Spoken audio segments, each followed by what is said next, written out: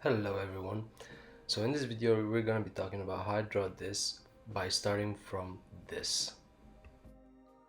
So I start off by drawing two ellipses touching at one part that will be the upper and lower jaw, so the head and the lower jaw of the snake. Then I start by roughing out the contours and adding the bottom fangs just to give me a sense of place in the whole drawing. Then I start to add some contour to the lower jaw and also add the eyes. I always make the eyes for snakes ovoids with a touch of mascara on the side. It makes them look a bit more menacing for me. And what I also do for snakes is add a carapace to the top of the head, so a head plate that something like a xenomorph that makes sense for me.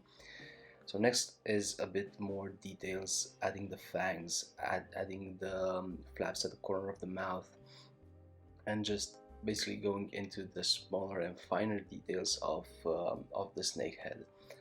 Also, for when it comes to snakes, I like to add really long, really squiggly and wiggly tongues. Of course, it's a true two-pronged tongue.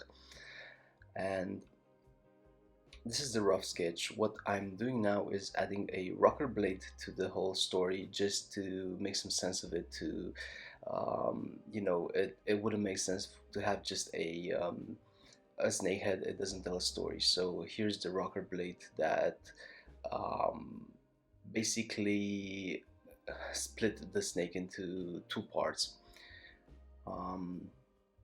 Right, so the next step for me is tightening up the sketch. So over the initial sketch, I dim the opacity and start going over the details, adding some more details, removing some of them, just making a really tight sketch for when I go in with the inks and line it. I like to think of what makes sense here and what doesn't make sense. Some details might be too small to come out in the drawing, so I try to leave those out, and I try to add others that will shine through and give some some meaning and some impact to this whole piece. Like here's some skin flaps where the head would turn, also some beauty marks overall. But basically this step is for me as a guide, as a better guide when I go into inking. So what I'm doing right now is just putting the details on the tongue, adding the teeth, the fangs actually, that are really small things in comparison to the head. So I need to get them straight in order for them to shine too, because you cannot have, well, you can, but it's not really, well, it doesn't really work for me having a snake without fangs.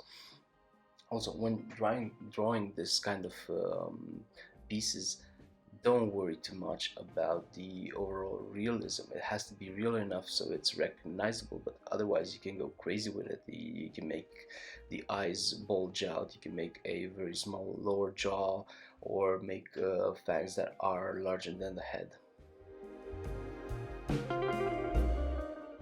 Right, so basically this is how I draw a simple snake head.